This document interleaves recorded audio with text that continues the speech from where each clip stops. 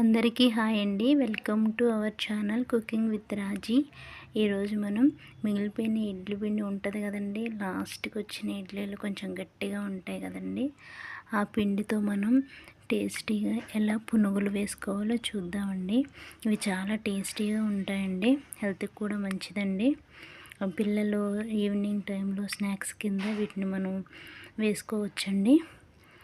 ఇప్పుడు దీనికి కావాల్సిన ఇంగ్రీడియంట్స్ ప్రాసెస్ మనం చూద్దామా ఒకసారి. ముందుగా మిగిలిపోయిన ఇడ్లీ పిండి ఏదైతే ఉందోనండి, అది ఒక చిన్న బౌల్లోకి తీసుకోండి. దాంతో పాటుగా ఒక 1/2 కప్పు బియ్యం పిండి తీసుకోండి. దానిలోనే కొంచెం సాల్ట్, జీలకర్ర వేయండి. అది కొంచెం పిండి అంతా మంచిగా కలిపేసి ఆ తర్వాత ఒక బౌల్ తీసుకొని ఆ బౌల్ని పొయ్యి మీద పెట్టి స్టవ్ వెలిగించండి. ఆ తర్వాత నూనె బాగా కాగిన తర్వాత ఇవి పునుగులు చిన్న చిన్నగా వేసుకోవాలండి. ముందుగా ఈ పిండి కలిపినప్పుడు ఎటువంటి ఉండలు అవి లేకుండా కలుపుకోవాలండి. అప్పుడైతేనే పునుగులు మంచిగా వస్తాయి, లేదంటే పేలుతాయండి కొన్ని పునుగులు. సో మనం పిండి అనేది చక్కగా మెత్తగా కలుపుకొని ఇప్పుడు చూస్తున్నారు కదా, ఇలా చిన్న చిన్న పునుగుల్లా వేసుకోవాలండి. నూనె కాగిందో లేదో చెయ్యిలా మనం పెడితే ఆ వేడి సెగకి మనకు తెలుస్తుంది. నూనె వేడైన తర్వాత ఒక్కొక్కటిగా పునుగులు దానిలోకి వదలాలండి. పునుగులు అంటుకోకుండా గరిటె పెట్టి ఇలా మనం కొంచెం బెడం చేస్తూ ఉండాలి. ఒకవేళ వండుకుంటే ఒక ముద్దలాగా అయిపోతాయి పునుగులన్నీ కూడా.